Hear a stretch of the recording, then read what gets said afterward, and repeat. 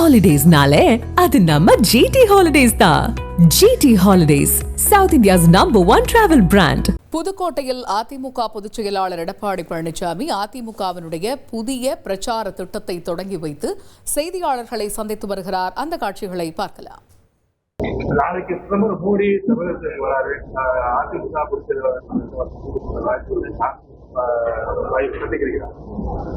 இதுவரை இன்னும் நாங்கள் இன்னும் அவருடைய ப்ரோக்ராமே முழுசா தெரியல. இன்னும் அவருடைய பத்திரிகையில தான் வந்திருக்குது. அதிகாரப்பூர்வமா உங்களுக்கு இன்னும் கிடைக்கல. எந்தெந்த நேரத்துல எந்தெந்த பகுதிக்கு அவர் வராருன்னு முழு விவரங்கள் கிடைக்கல. கிடைக்கப்பட்ட பிறகு அப்பாயின்மெண்ட் நம்ம கேட்டுருக்கோம்.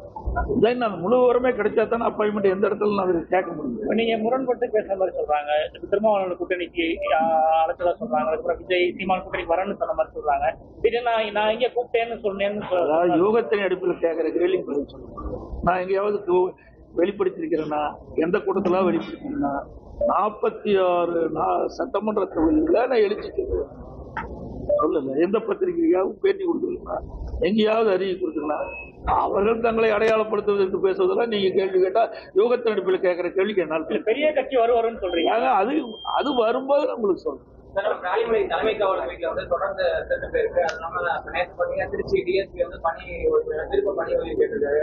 அப்புறம் நம்ம மதுவிலக்கு டிஎஸ்பி வந்து தொடர்ந்து எனக்கு சஸ்பெண்ட் பண்ணியிருக்காங்க. தொடர்ந்து இப்ப காவல்துறையில வந்து அதிகமா அவங்களே இது பண்றாங்க.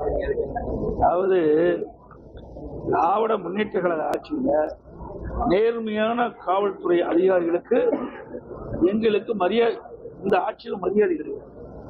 அது மட்டும் இல்ல, நேர்மையா அவர்கள் செயல்பட்டா அவர்களுக்கு சஸ்பெண்ட் ஆகிறதும் பரிசா கொடுக்குறாங்க. இது வன்மையா கண்டிக்கத்தக்க.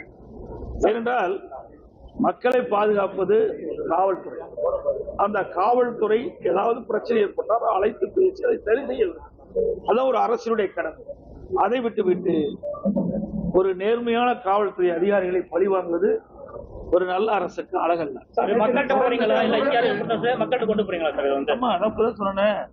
சொன்னாலும் வீடு வீடா கொடுப்போம், வீடு வீடா கொடுப்போம். அவர்கள் விருப்பப்படுறது இதுல டிக் பண்ணி கொடுப்போம்.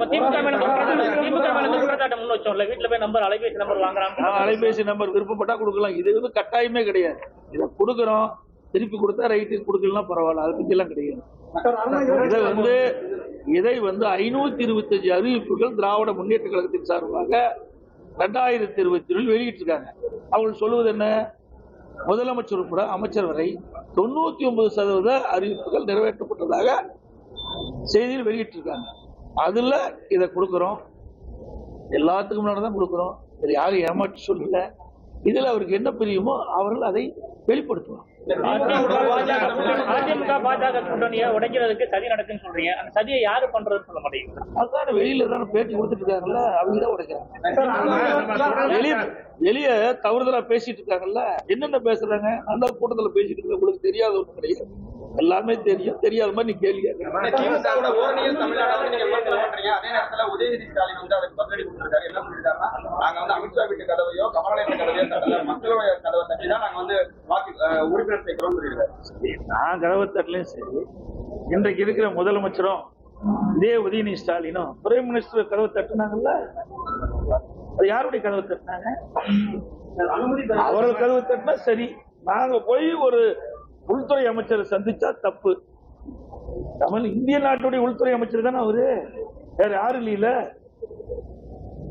இதுல என்ன தவறுக்கு எனக்கு புரியல. அது மட்டும் இல்ல, நான் டெல்லிக்கு போன உடனே இதே முதலமைச்சர் சட்டமன்றத்தில் ஒரு கருத்து தெரிவிச்சார்.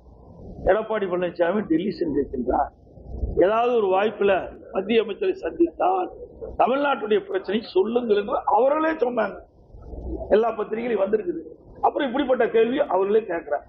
ஹாலிடேஸ்னாலே அது நம்ம ஜிடி ஹாலிடேஸ் தான். GT holidays, south India's #1 travel brand.